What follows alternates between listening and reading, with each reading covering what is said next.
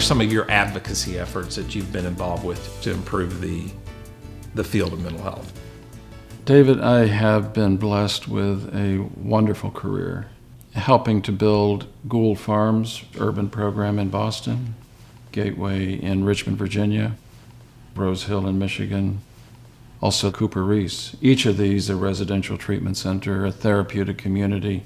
What a blessing to have had a career helping to work with the teams that came together to create those.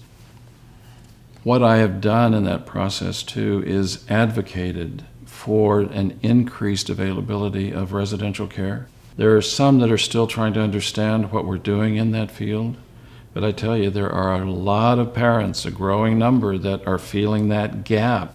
And what happens? Where do people end up? Because there's such a gap in care, 600,000 now in jail or prisons, 250,000 on the streets, thousands in the homes of aging parents who don't know where to turn. So I am advocating for some restoration of sanity to mental health care, and that includes continuing to build this field of residential treatment, because without it, we are abusing and losing some of our most vulnerable members of society.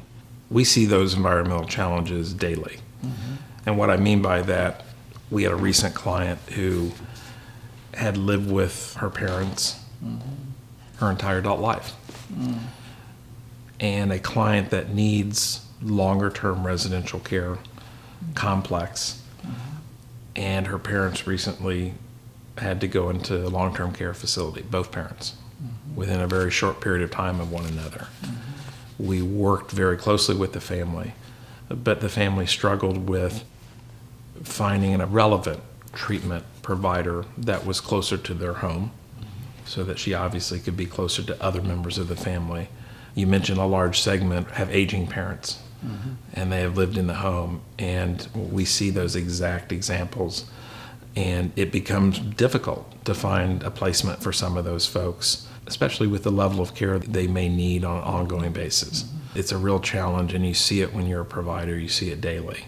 Our approach is multifaceted to advocacy. You have to really work at it from a federal level, a regional level, and then a grassroots level. We deal with it by being active members, as you mentioned, in the American Residential Treatment Association, which advocates for our clients on a national level.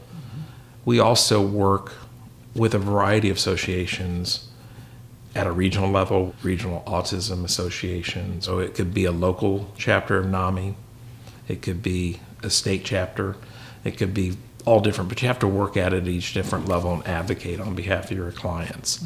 Another key way I think that we advocate is through some of the resources that we provide.